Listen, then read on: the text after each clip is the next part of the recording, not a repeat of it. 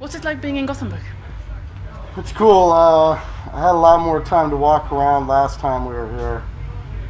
This time we're traveling a lot, so I only had a little time to walk around the parks, look at some old buildings, church and stuff like that. So not a lot of time to be social, but it's very beautiful and people are very nice. How do the band prepare themselves for a concert like this one here? Show up. If we show up, it's all in. There's no, we've done. We were just talking backstage right now about we were interested in seeing how many shows we really have played in 10 years. And, our shows just aren't like the normal shows. They're like, I was telling someone earlier, it's like running through a landmine field, always on your guard and, ready to be blown up at any one moment. And that's kind of what our shows are. They're dangerous, and they are executed perfectly. So if you don't bring 100%, you can get hurt. But you never feel that you're losing that special edge after so many years? It's just a lot of time. I won't lie. I don't enjoy touring at all. Today is my 16th year anniversary with my wife, and we just couldn't. She just couldn't be over here right now. It's too crazy, and we have kids, and so it's like I still do my dream, which is rock and roll, but I'm still married, and it's frustrating, and it loses its flavor every day. But I'm still here.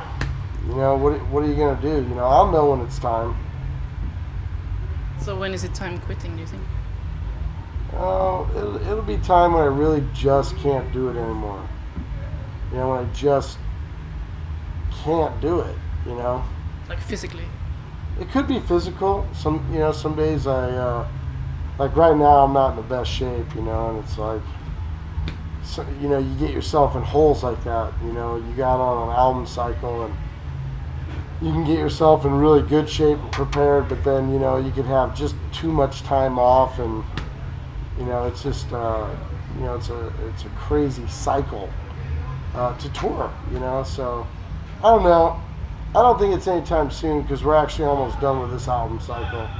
So I'm pretty happy about that. You wear masks to not draw attention from your music. Can you explain that? Well, it's just simple. I'm just the kind of person that's going to be heard. I'm the kind of person that thinks he needs to be heard. But I'm also the same kind of person that gets embarrassed. Very simple. And this kind of attention to oneself isn't really a way of life for me my whole life. I'm an only child. I'm kind of a recluse. I'm very private, very humble, very shy. So for me, it's like, this is exactly how I feel right now. So it's like, you can deal with this. This is the overall emotion of what's going on, but I can still hide. And But you look quite happy now then. well, I probably am. But the real me can just do what I have to do behind this. I don't have to share that pain or that love with you. I can have that for myself. It's very important. And, the masks just really explain the feeling. And, they really just hide our faces, And it's a good thing because we get to, it's really part of our art, giving that much, sacrificing, something for you to understand and keeping it for ourselves. That goes hand in hand with making Slipknot music. Do you think other artists worry too much about their looks? God, there are so many bands that suck right now that depend on their look that just, you know who they are. No one needs to put up a front like you don't know. Even those bands know. They're fillers, it's like we're losing people like Michael Jackson, but we're gaining like dozens of shitty bands. They'll be here today and gone tomorrow, So it's difficult. I definitely think there's too much emphasis on oneself in this business. I think you can be unhealthy, to women, to men, to relationships, to all of it. When you give these kind of emphasis on ego, and personal looks, you know, it can really be damaging to what we are as human, and what we are is not perfect, you know, and I'm going to keep my real self to myself, you know. Michael Jackson just passed away. It's difficult to speak about music today without mentioning it. What are your thoughts about that? Well, what can you say, you know? I mean, he's a legend, and he'll be missed, and, you know, he's Michael fucking Jackson. I mean, what do you want, you know? But what a bizarre life he had, you know? Who can even imagine the way he grew up and what he lived? He owns half the rights to the Beatles songs.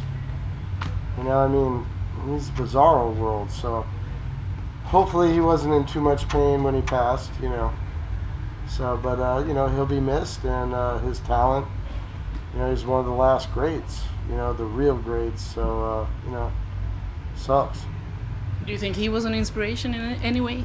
Oh yeah, of course, 100%. I want to say one of the first songs I learned how to play on my drum set was "Beat It," you know. So it's like, good music is good music, you know. And he could sing, and not only that, but he could perform.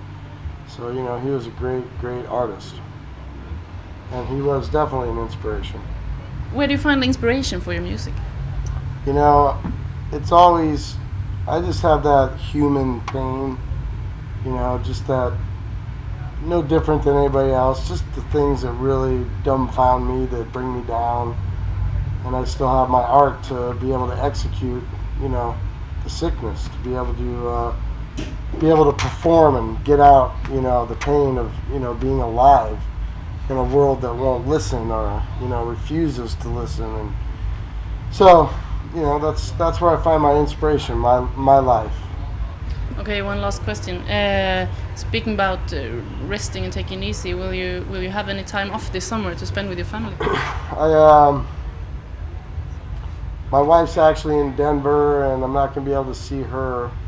But I go home, and I have another band called Dirty Little Rabbits, and we're getting ready to tour the world once Slipknot's done. But when I get home, I got to finish our record, mixing it, and then I'm actually going to fly back over to London for a Crahan show, and Nebworth, some festival, so my other band. So, you know, I get about a week of rest, and then I gotta fly right back over with my other band. But, you know, like I said, you just do this until you can't do it anymore, and I'm just not a quitter, you know. So I mean, I'm just gonna do it until I love rock, so gotta do it.